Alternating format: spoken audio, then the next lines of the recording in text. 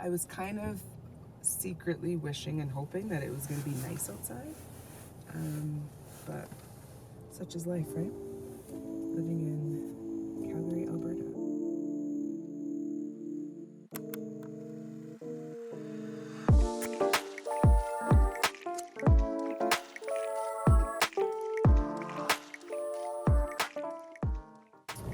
So we're just pulling up to CJ's place. I should say we're getting close to CJ's place.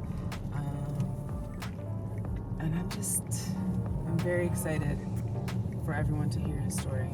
CJ Hollett, he's got a story to tell. 20 minutes later. We're just parking and we're gonna go up and we're gonna do it.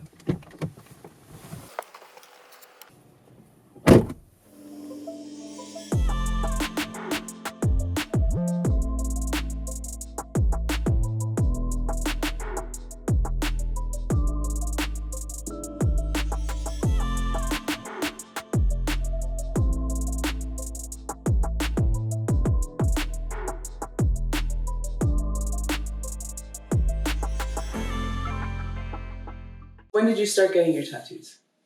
When bad shit started happening in my life. Fair enough. And that was when? That was 98. So you were like 17, 18 then, yeah? Yeah. You were probably The same age. 30. Okay, so everyone just has to excuse him and his good assholeness. No, but seriously, so you started getting your tattoos when things were tough. It was a way of expressing yourself? Yes. Well, Ish? not really expressing, remembering. Okay. Because the Phoenix was for, I went through a period of my life when I lost a few friends.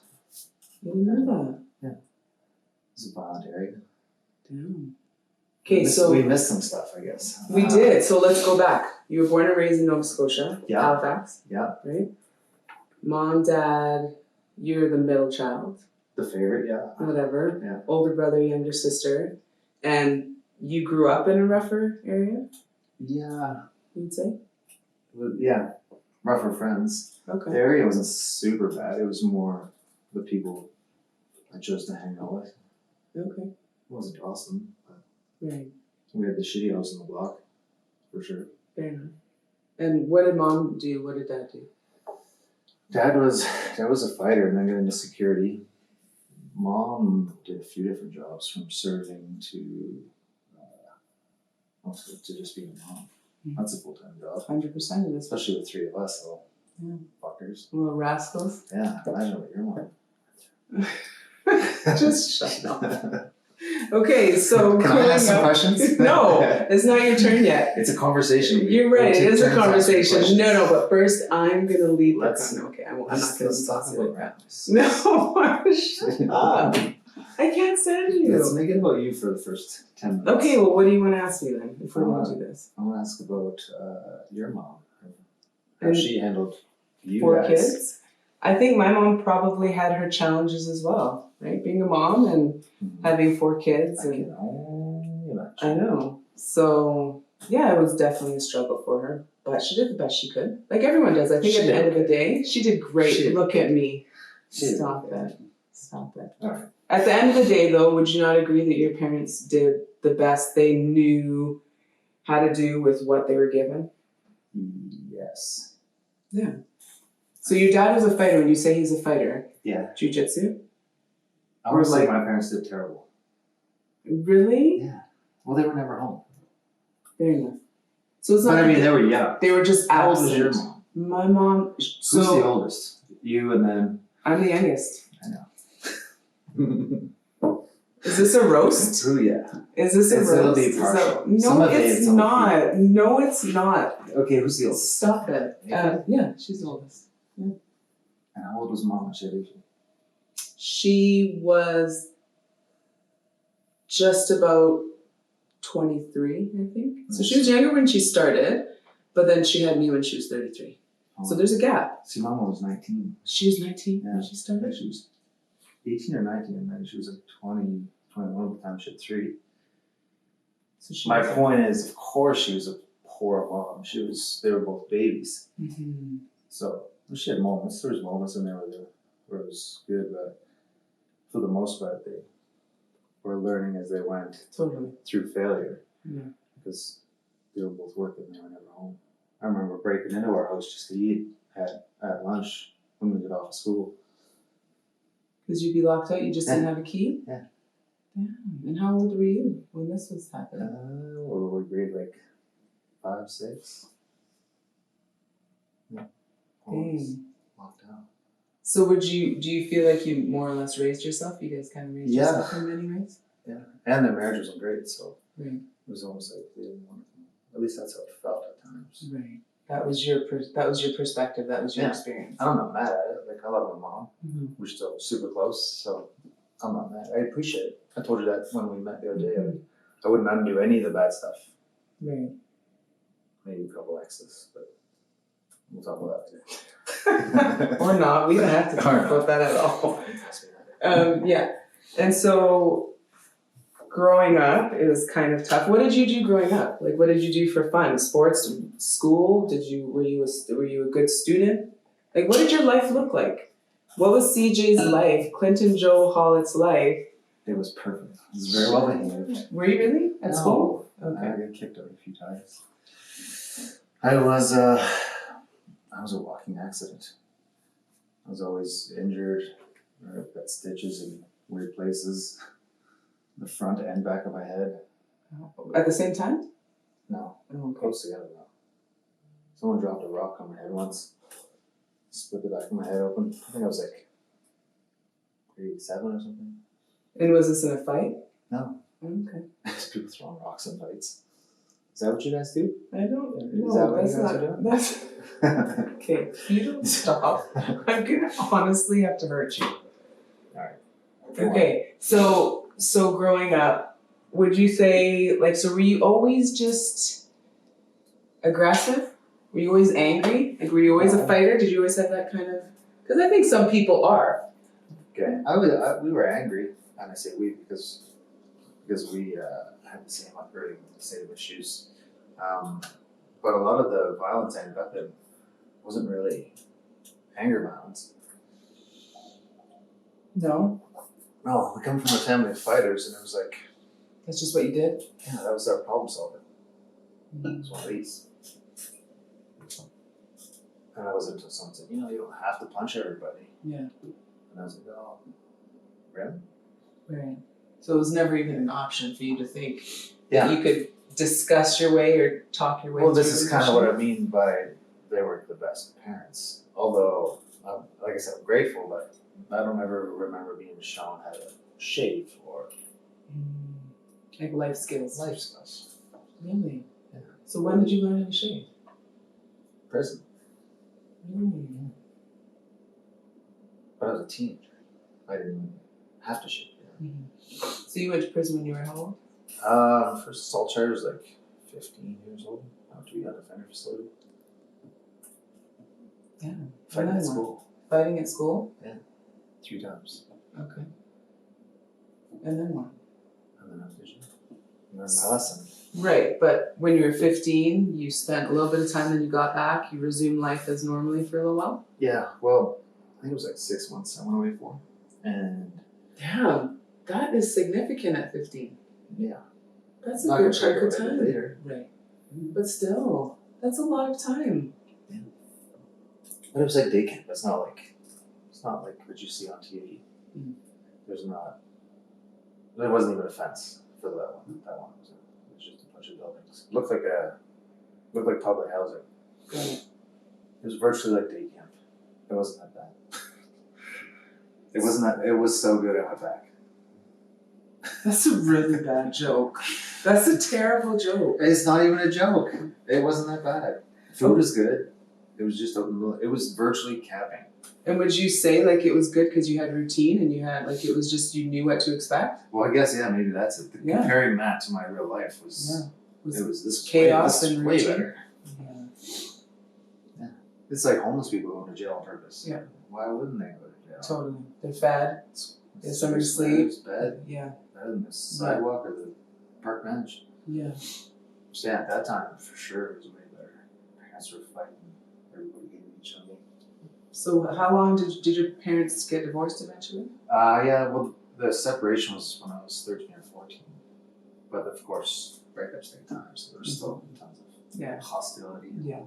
Nobody getting along. And then when Dad left, at that time, I think Dad was working on the dockyards, and he got laid off, so it wasn't like he could help out a great deal. And so Mom, raising 3 kids, I think she had 2 jobs. She was never home, so. She was in survival mode. Yeah. Yeah. So. Yeah. Damn. So your older brother's how much older than you? He's a lot older. He's a lot older. He's 41.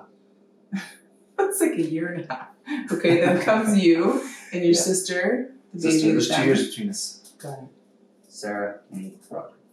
Got it. Sarah's birthday's coming up.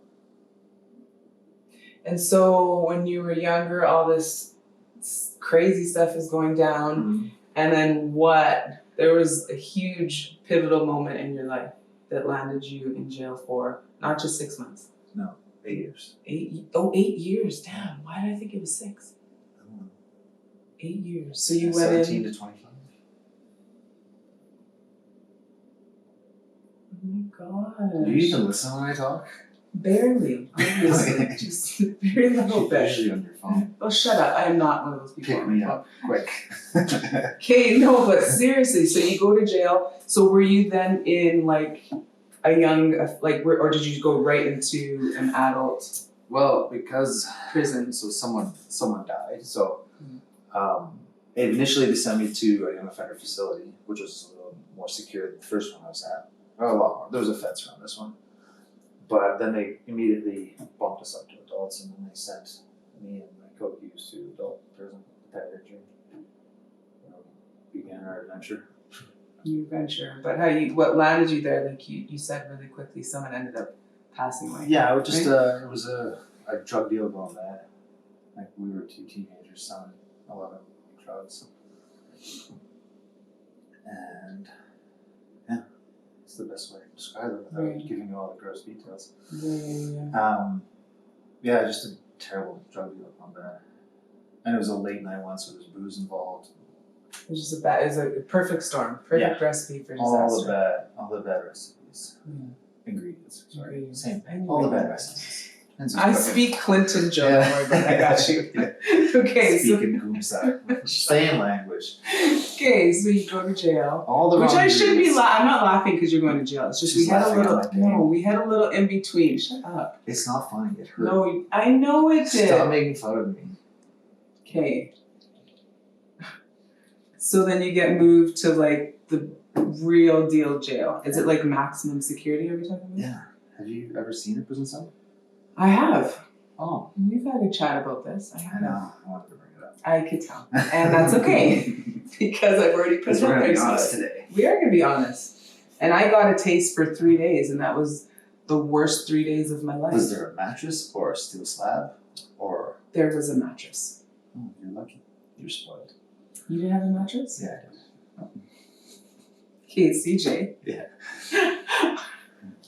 Hey, so you go to jail. Yeah. You're there, and what's that like? You had mentioned that like for 23 out of 24 hours of the day. Yes. So when you arrive, they do what they call an orientation process, and they basically you do a bunch of tests with psychologists and their computer thing that will tell them how much of a risk you are. Got it. Risk assessment. And then from that information, which usually takes anywhere from 1 to 3 months, they decide if you go to a maximum security or a minimum security, and that's all like based on criminal history, how you're behaving within the institution so far, your attitude, anything you can think of, and then they decide if you're a psychopath or not, where you should be. And so from that, they gathered that you needed to be in solitary confinement? Well, the mine was tricky because me and my co-accused were in the same spot, so they wanted to keep us separate. So that's what they did. And they sent us to max anyway. So in the max, you're locked up 20 hours a day, no matter what. No matter what? Even on good behavior? Yeah. Well, if you're there, you're not on behavior. If you're in max. Right, but You're on that. can you work your way out of that? Yeah, we did. Like I don't know, because we were young, they didn't want us there anyway. Like you had a maximum security adult prison, full of the worst, and then you have these 2 teenagers show up, so they definitely wanted to get rid of us. So I think we were both there 6 months. 6 months, Yeah. and in those 6 months, 23 hours out of your day, The you were by worst- yourself. Yeah, this is probably it's all bad. Every day is bad. Yeah. There's no, this was a good day in the pen. Yeah. You don't ever get to say that. Yeah. But the one of the worst experiences was actually arriving there, because we arrived in the middle of a riot. And they can't just say, no, we're busy, you guys gotta go. Yeah, come on in, guys, it's great. So that's what you walked into, Yeah, being 17? shit was on fire. It was crazy. Ironically, someone asked me about this the other day, about my first few days in prison. And talking about it, I remember more. It's 20-something years ago now. So as soon as we get there, it's a riot. And the fucking place is on fire, virtually, because they're lighting shit on fire. And I'm like, I feel like we should be going the other way. The building's on fire. Where are you going to go? Get in there, we'll deal with it. So they lock me in a cell that's full of smoke. And I'm like, I can't breathe. I'm going to die in here. They just killed me. Yeah. And the more the night goes on, the more the smoke gets thicker. It starts dropping because there's so much. And then you can't see the door. The cell is like the size of your bathroom. And so I crawl under the bed and I soak my shirt in the fucking toilet and I put it on my face. I'm like, I'm going to die for sure. For sure going to die now. You're just waiting for it to happen. So you literally thought you were going to... For sure. I said, well, this is how I'm going to go, I guess. Damn. Yeah. I remember thinking that. And then I woke up the next day. Not dead. Not dead. Well, I shouldn't say the next day. I woke up repeatedly through the night. And in the morning, when the sun came up, you could see the smoke was going away. So the guys must have got bored and stopped lighting stuff on fire. Or the guards got a hold of the... I don't know. You don't know? I had no idea. So, like, what does that look like? So you're fed there? The hour that you have out of your cell? So it's a long, each unit, in my experience, is every penitentiary is kind of roughly the same. They have a long hallway. There's like multiple hallways. The one I was in was like stacked. So there's 6 ranges. I was on this hallway. My cell was like here, but it's like cell. And they bring you food and you stay there. And when it's your turn to get an hour, they bring you out to this little recreation area with the basketball net. There's no basketball. You get to look at the net. And then if you do that for 1 hour, usually you guys either walk out a circle or do push-ups or something. Or go crazy? Or go crazy or talk to the fence or something, yeah. Like, how did you not lose your mind? I did. You did. I suffered some cabin fever. Yeah. You'll find people scream at each other. So you want interaction. And you can't talk to the guards, so you're a rat. So you're screaming at the guy, hey, cell 15, how are you? How's prison? Yeah. Don't chat about anything. Or talk about how much they hate cars or whatever. They'll talk to me. So what did you think when this was your life for those 6 months? Were you thinking, I don't know if I could do 8 years? No, I never thought that. How did you handle that then? Just one day at a time. Oh, that's stupid or cliche, but It's true. every day was eventful. So it wasn't like it's weird. You're in a cell, but you're not really bored because there's always something going on. Someone's always acting up. There's always a fight. There's always something. So it wasn't like you're just sitting there twiddling your thumbs. And you do have access to some books, but So what did you do with most of your day? Did you read? I was reading. There was a radio you could hear. Write letters, because at that time I was still brand new. So it's funny actually. This is one of the things that I take with me. Is in the beginning, you get a ton of mail from your friends, and then 6 months to a year later, that gets cut in half, and then you find out there's still some people hanging on, and then 2 years later, you're lucky to get a letter a month, and those people that were sending me the letters like once a month, those people are still my friends today. The people I was hearing from in the beginning, I don't even know where they are. So at the beginning, it was mail, reading, radio. Did you get visits like from your family? No, the max was too far. But once I got back into Nova Scotia, I did lots of visits from my brother, sister, father. But I mean, it's still a hike. You have to take the day off work, you have to drive, food, gas, blah, blah, blah. So I didn't really mind. Once you're in the medium, you get way more interaction with everybody, so you're not so isolated and you're not craving that family attention. And I was used to not having it anyway, so it wasn't something like, I miss my family. I did, but I wasn't like one of those guys that was going crazy because I didn't see my family. Because I didn't see them. So it was just you missed your freedom more. Yeah. And your family. And so then you get moved to medium security, and life was way better. Did it seem like it was a vacation? Prison life got a lot better. Yeah. Medium security wasn't so bad. And so what did you do? What was your day? You have access to a gym. Of course, now you can talk about good behavior. If you're bad, you can send it to the max. So you've got access to a gym, a library, hobby stuff like ceramics and woodworking. And this is all to keep you behaving, because one thing I know for sure is when you offer a light at the end of the tunnel or dangle a carrot, people will behave. If you take all that stuff away, then everybody will start lighting stuff on fire and fighting and stabbing. And so all this, because everybody says, oh, they don't deserve this stuff. No, without it, then there's violence upon violence. So it's a necessary evil to keep them entertained and not stabbing each other at the minimum. Yeah. Just hearing the way you talk, holy, you've seen a lot of crap. Oh, yeah. Like, not much phases you. We've had this conversation before. Yeah, it's hard to get a rise out of me. So would you say that sometimes we had talked about your dating life, right? Just to take a break from the prison life. Doesn't exist, but yeah. Right. But that's also because you say you're completely desensitized? Yeah. Not completely. But the things you've seen, right? Like everyday things that would bother someone. I think the example I used, there's always two examples I used. Like when I was working security very briefly, and you would see a fight or something, and everybody's freaking out. And I'm like, why are you freaking out? And they're like, they're fighting. I was like, is that helping? Why are you so calm? And people don't understand why I stay so calm. Or there was a car accident I got into, and everybody's screaming bloody murder. Like, I'm like, calm down. You're not helping. And they're always like, how are you so calm? Because how is screaming like this gonna help? And so again, to your point, the girls I date, they get confused because I seem emotionless, but I'm not. I just pick and choose what I will give emotional reactions to. It takes a lot for you to be bothered. Yeah, like I was very emotional for the 2 years after my father passed, right? That is worth getting emotional over. But a car accident that I'm fine, no one was injured. I don't really. Like a fender bender? Yeah, I wasn't really offended, but we got smoked, but everybody was fine. I don't really think I should be like screaming and running in circles like cartoon style. Like something you would do. I totally would do that. I would totally lose my mind. I was a crier. You'd be the crier one. But you know what? I am an emotional person. I know, you're a trainer.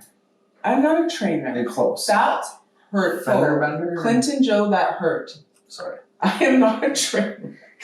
I am emotional. Are you gonna cry? No, I'm not gonna. I feel composed today. We'll keep trying. Good today. You will keep trying. You're such an asshole.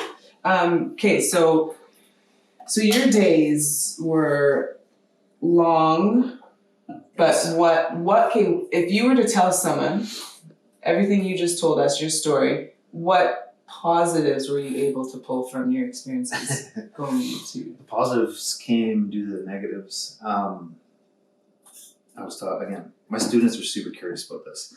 Like, so if I have 30, 40 people in my class, there'll always be one or two stragglers. And I can always tell when someone wants to talk. Like, okay, I'm going to be hanging out because this guy has to talk about their life.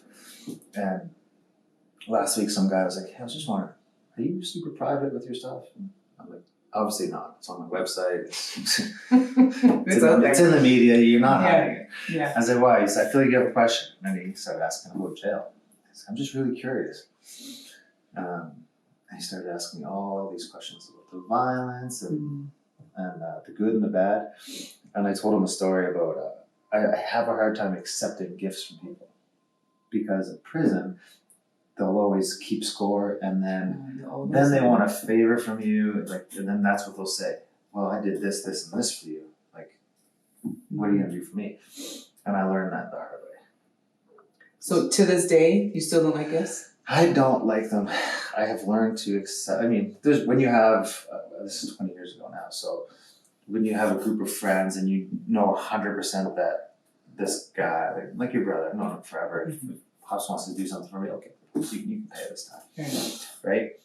But before I was like, nope, I got mine. Give me my bill separate, please. Because I'm so used to people saying you're gonna owe me for that. So is it like a lack of trust? Like you just don't trust what the person is gonna do with that then? Yeah, how they're gonna hold it yeah, against because you? they'll smile on your face and they'll act like your best friend, and then you'll see this ugly side.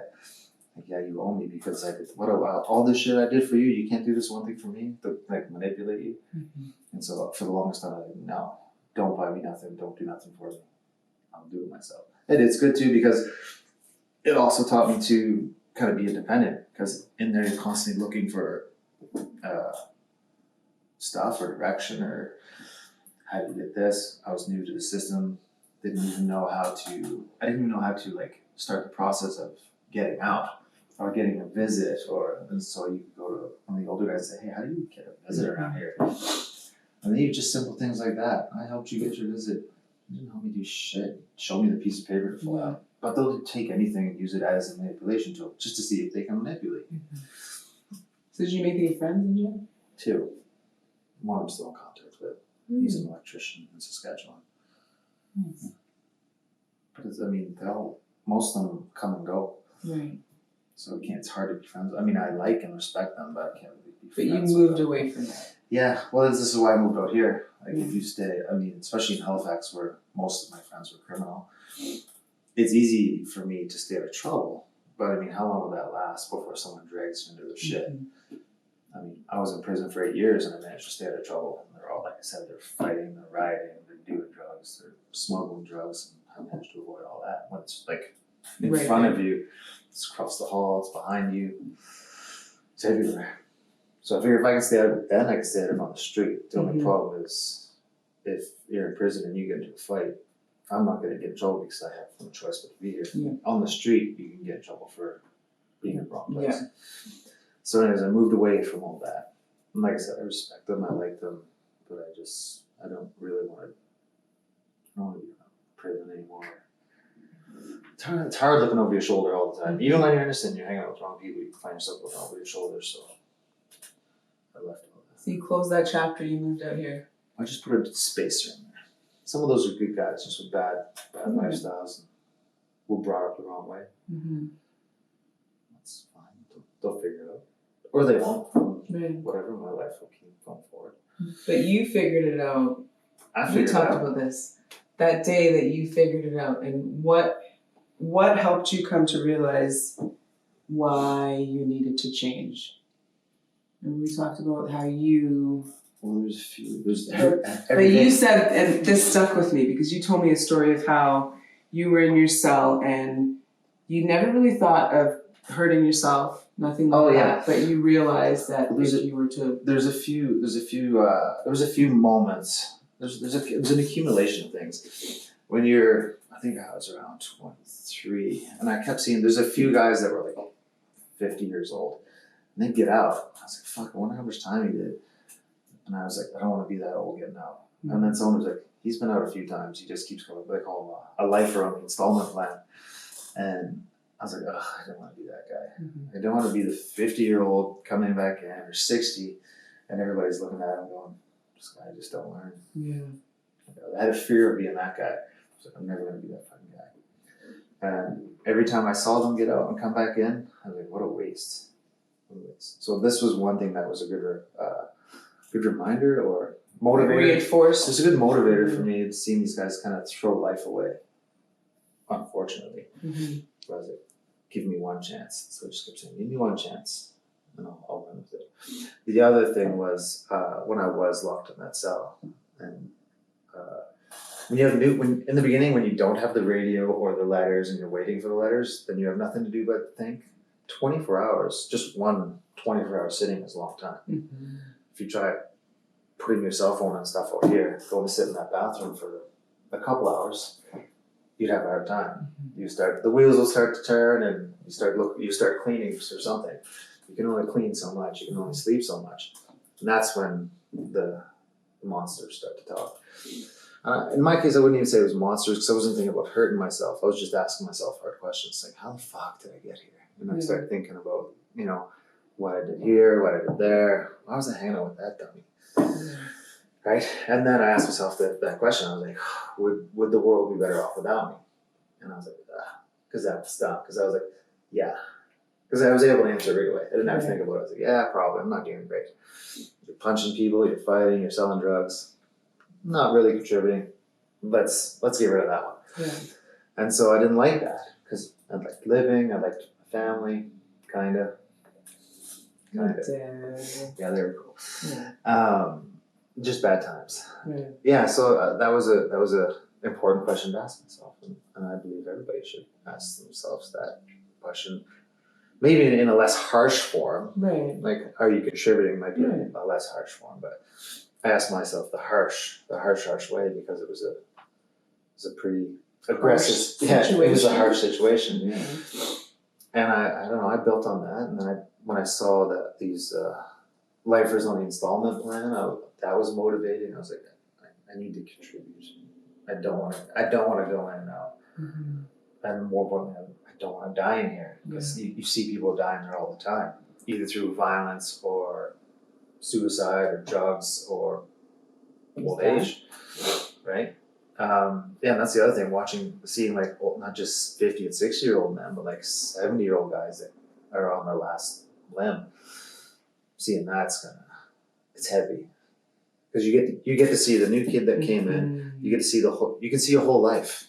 Totally. You see the new kid coming in that's violent, angry, and hostile. And then you see the 30-year-old that's just like, whatever.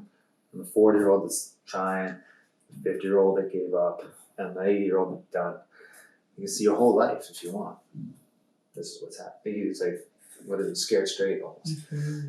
Fuck, that's me. That's my life. Here's where I'll end up. The old guy walking around with the oxygen mask. Can't even wipe his ass. Damn. Goddamn. Heavy questions, yeah. So I grew up pretty quick. Mm-hmm. You were forced to. Yeah. So then you got out when you were 25? Yeah. Well, they started releasing me sooner, like, because they'll test you. They don't just cut you loose. Right. Let's see how you do. Transition you back into the real world? So that you get an escort, you go in, visit your family for the day, and then you come back together.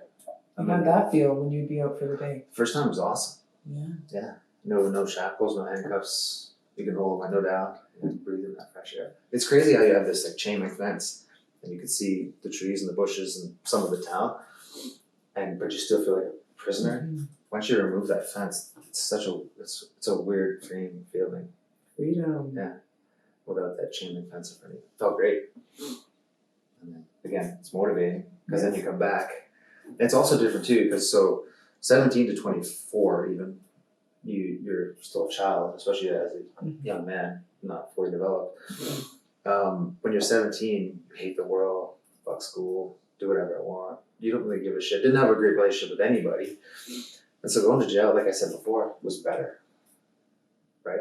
So it was funny going home for a day and feeling like a loving family. Because they all came over. Right. And then I went back to jail and I was like, that hurt. Because the first time it didn't hurt. So you're like, I want that. Yeah. And so then you're like super well behaved. Like, I want that visit because I felt like you felt family. Like when I was 17, I just felt nothing.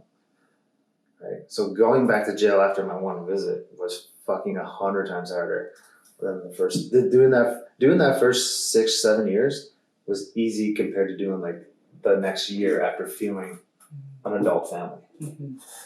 So then it was just behave. And I'm sure you going to jail didn't only change yourself, it changed your family for sure. You know, I've never asked them, but I'm sure it must have. Yeah. It's a good question. Yeah. Should we call one of them? My mom will have a good cry with you. You want me to cry, don't you? Of course, one of us has to. One of us. Like, it's your turn. Is it? It's your turn to cry. I cried myself to sleep last night. You did not. Yeah, when you told me you're coming, I was very upset. I got very emotional. Okay, so you're super open with your mom? Yeah. Would you say? Yeah. You guys have a good relationship. You've mentioned that before, right? Yeah. Yeah. We're open. Yeah. She's come a long way. I've come a long way. Like I said, she was young. Yeah. I'm like expecting this 21-year-old woman to be a good mom. What's wrong with you? Yeah. Why aren't you being a good mom? Yeah. She's a child. Yeah. Yeah. And I used to hate. I skipped over a million things because a million things have happened. Yeah. But my mom kicked me out when I was 16. Right. And I hated her for it. Well, she kicked me and my brother out. Both of you. Yeah. Oh, I didn't know And she that. ended up bringing him back in. And I was like, what the fuck am I? I'm the expendable one.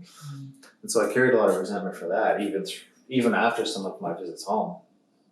And then one of the old guys in the prison, these old wise guys that never learn, he said, and I don't know why he asked me about it. And he said, she's human, right? And I was like, fuck you, old man, for being right.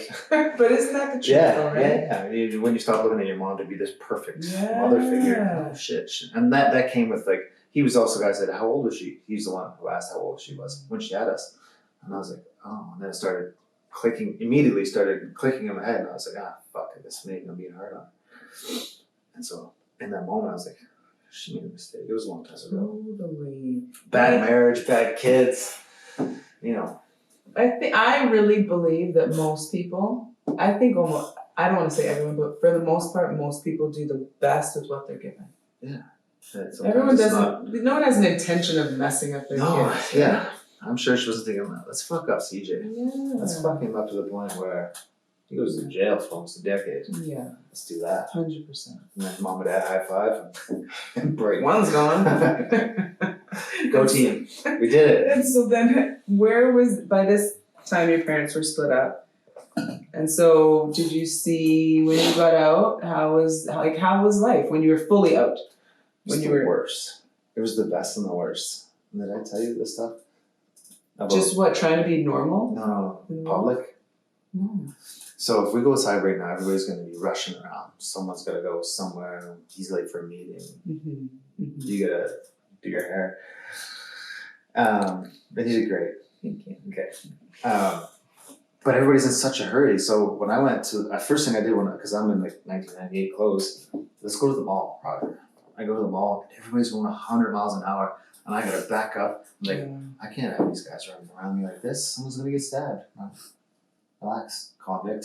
Somebody's running around with shivs. Yeah. But you just came from that. Yeah. So in jail, everything moves so slow. Like you're just sitting there waiting for the paint to dry.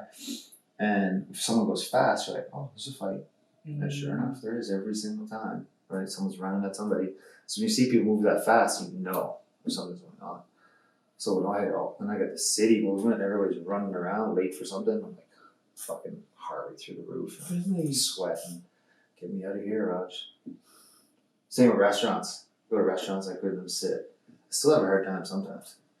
That's why I wasn't sure if I said that to you. I intentionally sat inside so you would be the one in arm's way, not me.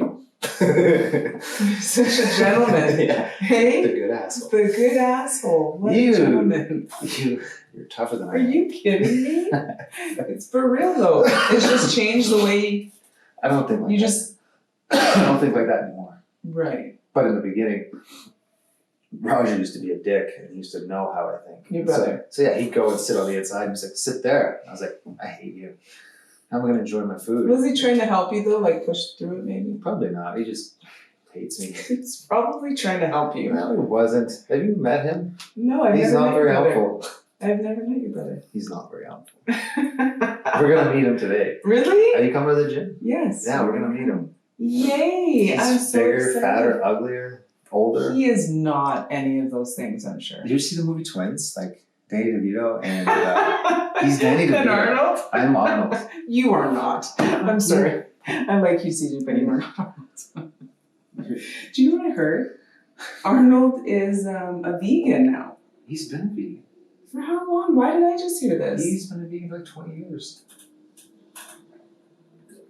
I just made that up. I don't know. Oh, okay. I don't know. Anyways, so you know what I would like to do? I would like for us to walk and go check out the garden in your building because it's beautiful. Okay.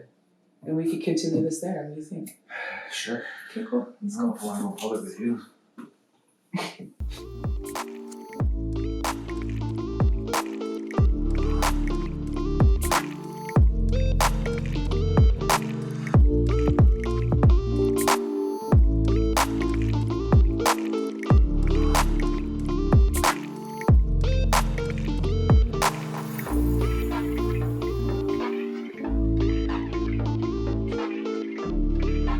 So when did you start your gym? 4 years ago. 4 years ago. 4 years ago. There's a little bump in the road in between, yeah? Yeah. Well, I was just saying, it was all very ironic timing. The rigs shut down. I went back to my old job, personal training. And then I got fired because they found out about my criminal history. So I was put in a really bad spot. And so, well, I can teach. And so I found a small, shitty location and I jumped in with 2 feet. And I almost lost it a couple times. Right. I spent all my savings from the rigs and accumulated some debt, but then it just bounced back. Right. Just by staying in it. Deciding to go down with the ship. Yeah. Fuck it, I'll just ride it out. You were all in. Yeah. Well, if I failed, at least I can say I tried. Right? If you get halfway through the process and you quit, then you'll always wonder. There'll be what ifs. Yeah, forever there'll be what if. Why didn't I just stay an extra 6 months or a year? So I just said I will go until there's no more money to bleed and no more money to borrow, and then I will just pack it in and find something else. But you believed in it, obviously. Yeah. What happened was, it was two years ago. 2 years ago, January, I had asked for an increase in my line of credit, and they gave me, it was like a $30,000 line of credit, and they gave me another $2,000. I was like, that's not even my rent. But that plus the little bit of memberships I have bought me 1 more month. And so after that month, that January, I started applying for jobs on the rigs and stuff. But that month, I doubled my memberships. It was meant to be. Meant to be. 100% was meant to be. Now look at us. Yeah. Because how many students do you have now, or how many memberships? Over 100. From like 10. Really obviously from 0, because there was a day 1. But yeah, like 10. How crazy. So think of that kid at 17. Would you ever have imagined that you No. Well, I always knew I wanted to work in a gym, but I could never fathom how to start one, build one, run one. I just couldn't. It was Chinese to me. But then it was forced upon me. It was like, okay, how do I do this? How do I do that? Just plucking away and learning and getting licenses and permits and funding. And now here you are. Here I am. And would you say that's, well, actually you have said that's the one thing that brings you joy? Would you say? Well, it's a for 2 reasons. Personally, because I just love, I'm super physical. So like I said, I love that you can go 100 miles an hour, full blast with your training partners and not hurt them. Like I love that feeling of being so tired, whatever it does to your body. But there's that. And there's the kids like Taylor who come in, they're like scared to touch anybody. And then you watch them gain this confidence. Right.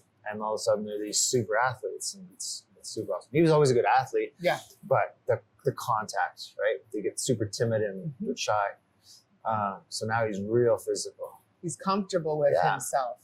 Yeah, he knows what he's doing. It's good to watch. And the younger kids that are getting bullied, it's awesome to see them go from like hiding in the corner to like getting involved, and now they're doing good jiu-jitsu. So it's good. It's good all the way around. There's nothing. I've yet to see something bad about it, except my hands. Except so is that arthritis? Self-induced arthritis. From just from grabbing? From grabbing. Because you're always grabbing material, right? It's hard in the fingers. Damn. I'm not going to be a hand model. No. You're if you're definitely a hand model, this is is not the sport for you. No. Is it painful? Like, it must be painful. No, it's great. And so I asked you before, what is your greatest dream? And you had answered that your greatest dream was to fight in the UFC. Was, past tense. Yeah, well. So did you end up fighting in the UFC? No, God, no. Well, 2 things have happened. My thought opening the gym was, so when I opened the gym, I had like CrossFit, I had kickboxing, jiu-jitsu.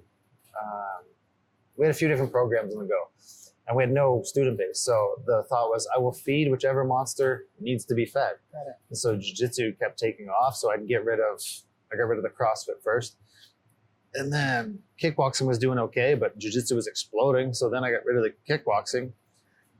So now we're just jiu-jitsu. So I don't know where I would find time to go back and start training for an MMA fight. And now that I'm pro jiu-jitsu, like I said, getting punched in the face all the time, it's not awesome. I would like to do it once. Just to say you did it? Or even like a handful of times, but I don't want like a big, long, brutal career. And the reason for it is like, it brings a certain amount of attention to you. Not that I don't have enough attention, but the more accolades you have, the more people come to your gym. The more people come to your gym, the more people you can help. Mm-hmm. So there's that motivation too. Right. It's a giant cart. Yeah. However, it doesn't seem as though you need that right now. No, I don't need it. Absolutely. The gym's doing great. It would just, you want more of the good. And I don't mean money, like the bills are paid. If like we just signed a deal with Big Brothers and Sisters, like, and I didn't want to charge them. They insisted on paying because I just want people in to do jiu-jitsu because I know what it did for me. So that virtually just happened a couple weeks ago. So I have Big Brothers and Big Sisters in the gym. It's amazing. CJ, Clinton Joe Hollett. The good asshole. Right? You are a good asshole. I'm good at being an asshole. Okay, so then now what's your greatest dream now? Like right now? Know. No one's asked me that. No one's I just know what it used to be. Okay, well now you got to find a new one. I know. Any ideas? I don't know. To find a partner in crime. A life partner. Yeah, life partner. Need a woman. I know I shouldn't have said a partner in crime. I'm gonna go back to my dream is to get back into the criminal world. That sounded so bad. That was the worst figure of speech for you. I apologize. Yeah, you're terrible. It's terrible. No, but a life partner. Wouldn't you agree? That'd be great. I'm just busy. I know you're busy. But maybe things will just unravel so that you are able to... Yeah, we're in a good place to... Roger, so my brother's in town, and he's been here all week, and he's like, get out of the gym. Go do something. I agree. So like, are you lonely? No. You're I'm very lonely? good at being alone. No, I've had some practice. No. I know you're comfortable being by yourself, but... I'm not lonely. And it drives people crazy. You don't miss companionship? Well, it's nice, but I'm just so comfortable alone. I don't crave it. And I've heard some doctors. I'm a fan of psychology too. So I'm always, when you guys came in, I was watching Jordan Peterson. I heard some doctors say once someone is good at being alone, it's hard to find them an appropriate partner because for the most part, people in general are needy. The guy wants to be attached, the girl wants to be attached. Then you're just going to go everywhere together forever and ever. I don't want that at all. I don't think every relationship is that though. A lot are, most. And I see it in the gym every day. I know I can bet money on when one of my guys meets a girl because he stops coming. It's like, but I got to see her, which is fair. But when they disappear completely, I don't want that. Like I want a little of this and a little of that. And that thus far has been hard to find. I have faith. I also have faith that you will find. I'm not giving up. I'm not settling. I refuse to. That's fair. I meet people all the time. Well, no, I don't say all the time. I almost said all the time, but I definitely don't. But when I do, I'll give it a shot, and then it's not. I think you have. I think you have a few things to offer that could be. Go on.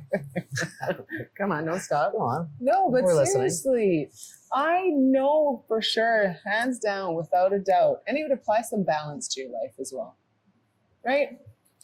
I'm happy. My life is good. It'd be a nice addition. Yeah, there you go. Okay, I feel like this is something that I'm going to take on. So, don't be afraid. God help us. No, it's going to be good. Yeah, I've heard that before. Good. No. Trust me, you'll love her. She's fucking crazy. I promise it won't be like that. Anyways, okay. So, yes, cool. So now we're going to go head to your gym. Are we? Yeah. We're going to work out. I think it's about that time, isn't it? Yeah. See, there you go. And we're going to observe you doing your art. Watch the magic.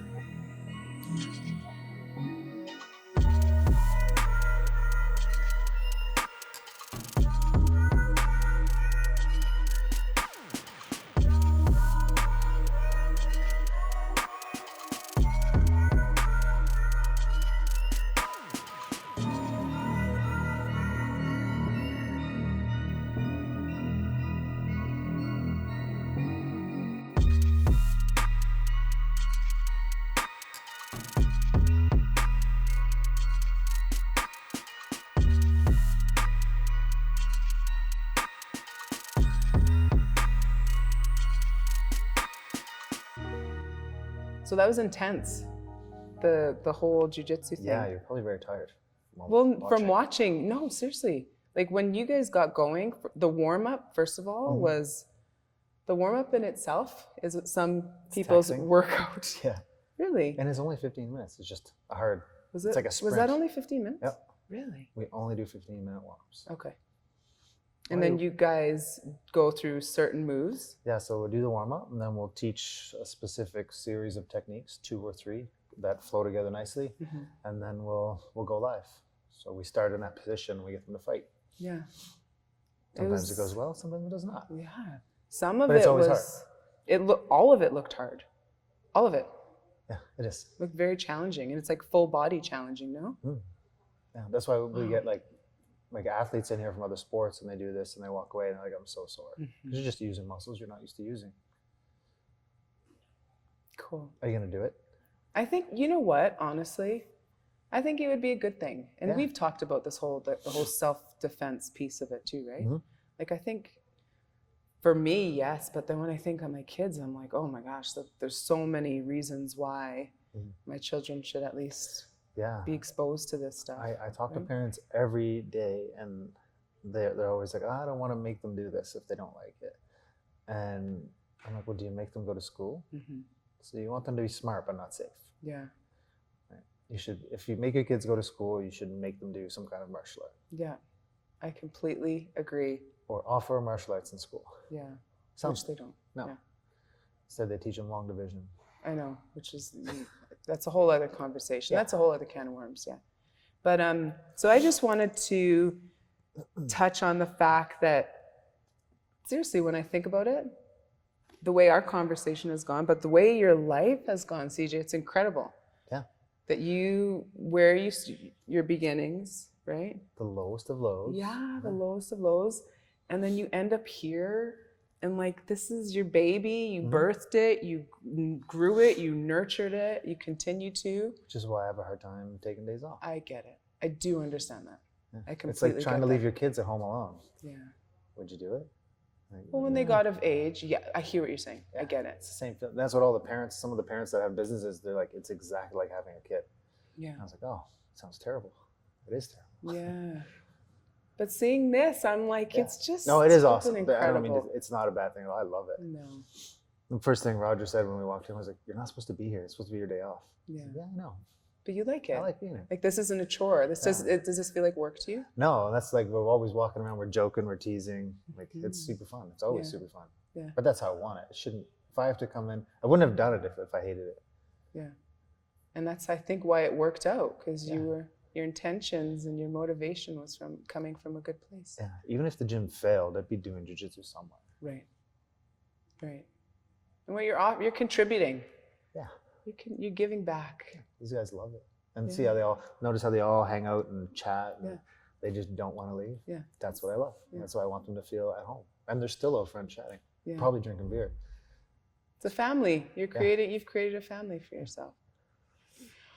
I just like it.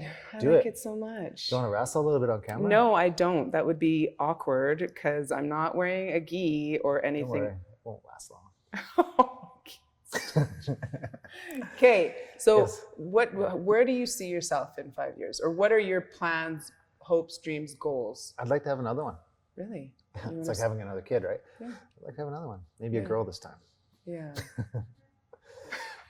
I just got that. It took me a minute to get that. We're all caught up.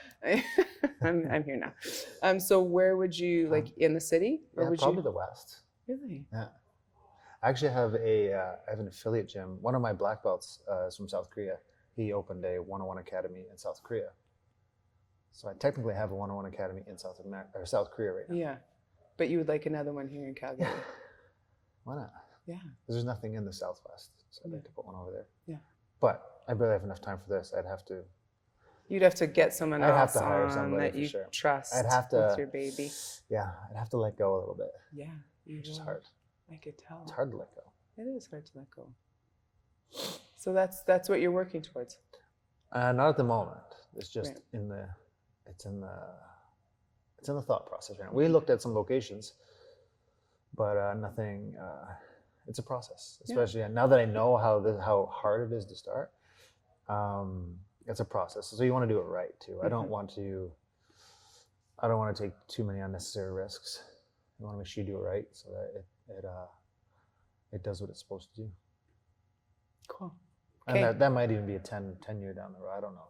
No, but it's something that you would like to do. Yeah. So to do that, we would have to, I would have to find someone to either teach here or teach there. And that's hard to do. Even though there was a bunch of black belts here today, they all have day jobs, with the exception of Roger. But even Roger, when he goes back to the oil, he's gone for a few months. So you need someone who is fully committed. Yeah, fully looking to have a job here.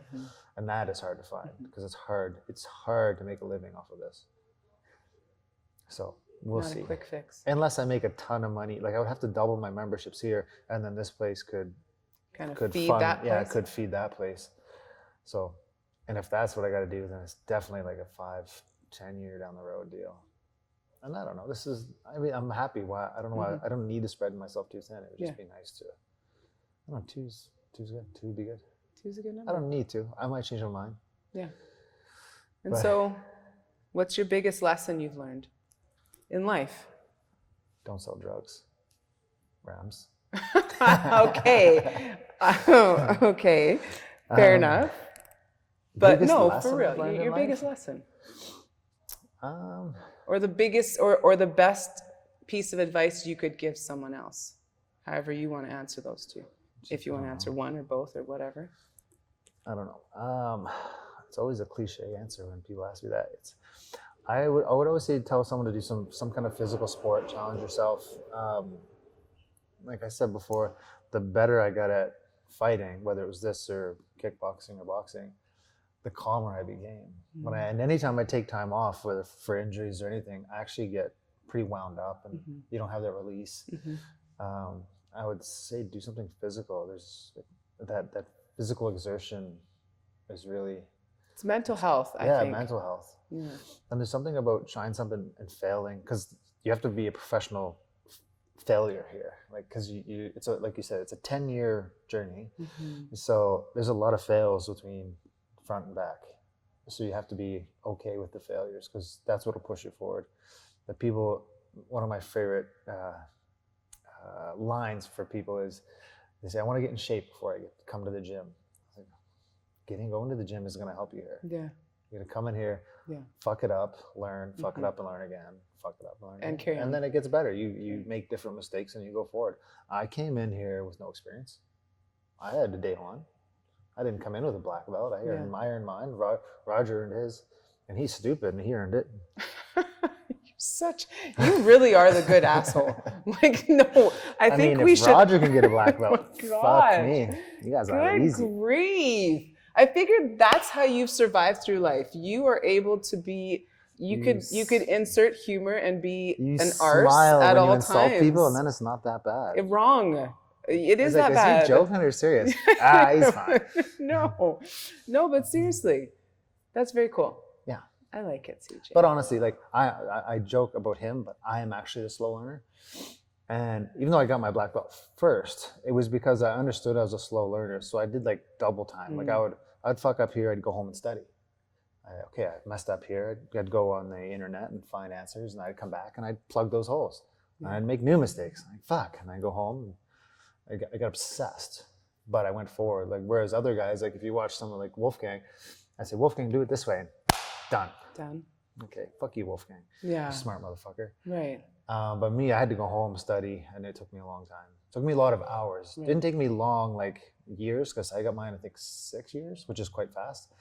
Well, not as fast as some people get in like 4, but 6 is fast compared to 10.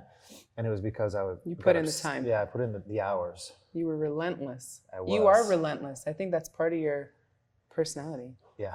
No quitting me. Yeah. I don't like failure. I appreciate failure because those are your learning experiences, but I never let failure win.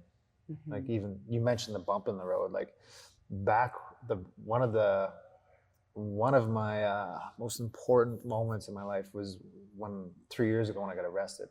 Didn't do anything, but I almost lost the business, and we got kicked out of our location. Yeah. So my memberships dropped like 80% because we had no location, and I'm already in debt, and and I could have just fuck this and go back to the rigs. Right.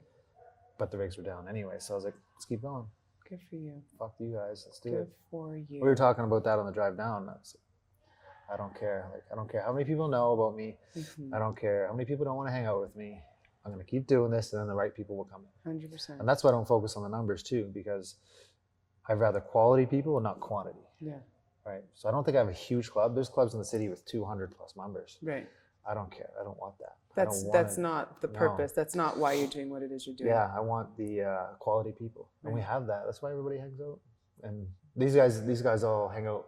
I don't like to hang out with them outside of here because they're all super annoying. You're so... Well, thank you for giving up your day. Hey, Some of your I'd day. be here no matter what. Yeah. And you're always a pleasure to talk to. Sometimes. No, stop it. You like me. Nah, don't tell nobody. Buddy. Thank you, CJ.